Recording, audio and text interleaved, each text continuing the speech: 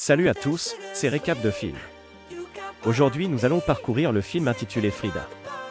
Ce film m'a vraiment donné une perspective différente de la peinture. N'oubliez pas de vous abonner à ma chaîne YouTube.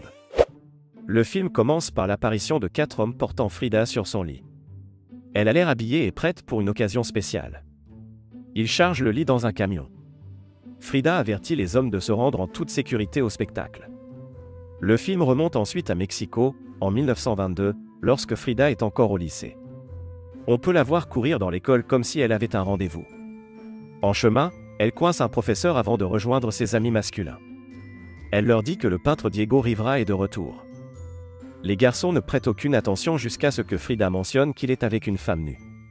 Ils se précipitent tous vers le théâtre où Diego est en train de peindre une femme nue posant pour lui. Ils continuent d'observer le spectacle impie jusqu'à ce que la femme de Diego, Lupe, arrive et demande à Diego pourquoi la femme nue est toujours là. Lupe en devient tellement furieuse qu'elle lui jette la nourriture de Diego et s'en va de colère. Diego, d'un autre côté, ne s'en soucie pas. Il commence à flirter avec la femme nue, et ils sont sur le point de faire l'amour lorsque Frida déclenche une fausse alerte indiquant que Lupe revient.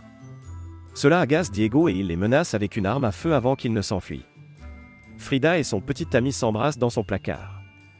Au bout d'un moment, Frida sort du placard, laissant son petit ami dans le placard. Elle se rapproche de sa sœur qui est sur le point de se marier. Sa sœur lui parle de la robe de mariée qu'ils vont choisir.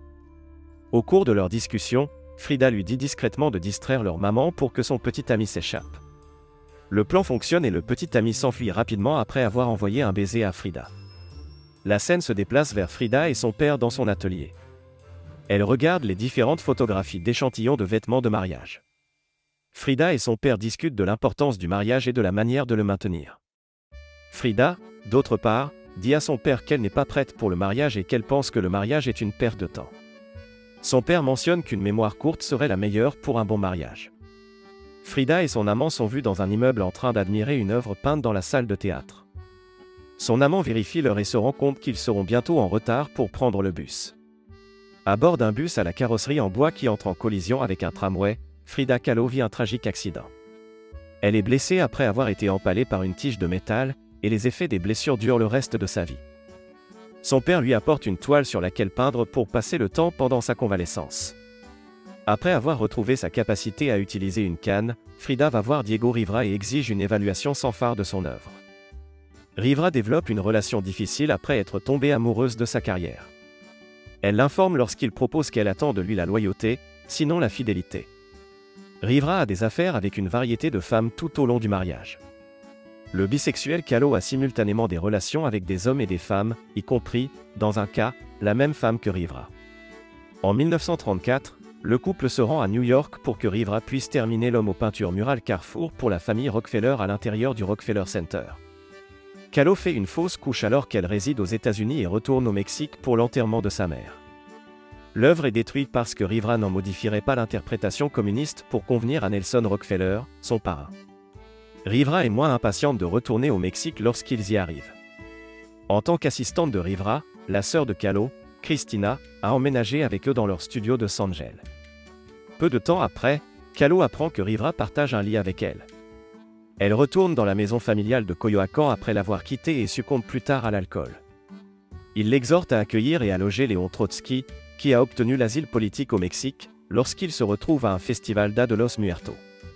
Lors d'un voyage à Teotihuacan, Trotsky déclare son admiration pour les œuvres de Kahlo, déclenchant le début de leur relation.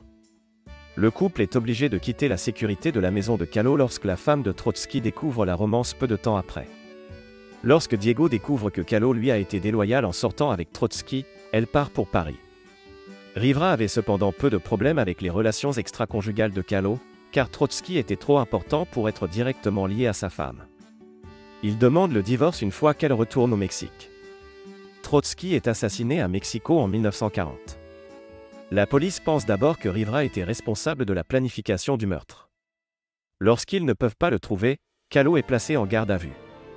Rivera a persuadé le président Cárdenas de libérer Kahlo, ce que Cristina explique lorsqu'elle arrive et conduit Kahlo hors de sa garde à vue. Lorsque son médecin constate que les orteils de Kahlo se sont gangrenés, elle les fait amputer. Kahlo accepte quand Rivera la supplie de l'épouser à nouveau. Son état se détériore, forçant l'amputation d'une jambe et le développement d'une bronchopneumonie qui la rend alitée. Afin de voir sa première exposition personnelle dans son propre pays, le lit de Kahlo a été transporté de sa maison à un musée en 1953. Cette Frida est intelligente, indépendante et coquine, et le petit Hayek la représente avec fierté. Vous voudrez peut-être parfois rire, mais vous ne pouvez pas vous empêcher de regarder fixement. Film incroyable cependant, j'avais des attentes très élevées pour ce film, donc je peux même dire que je l'ai aimé. J'ai été agréablement plu par Selma Hayek. Elle m'a convaincu qu'elle est Frida, quelque chose que je ne pensais pas possible. Le rôle de Diego Rivera semble également convenir à Alfred Molina. Tout le monde devrait donner une chance à ce film, les passionnés et les aficionados de Frida Kahlo ne sont pas les seuls à le faire.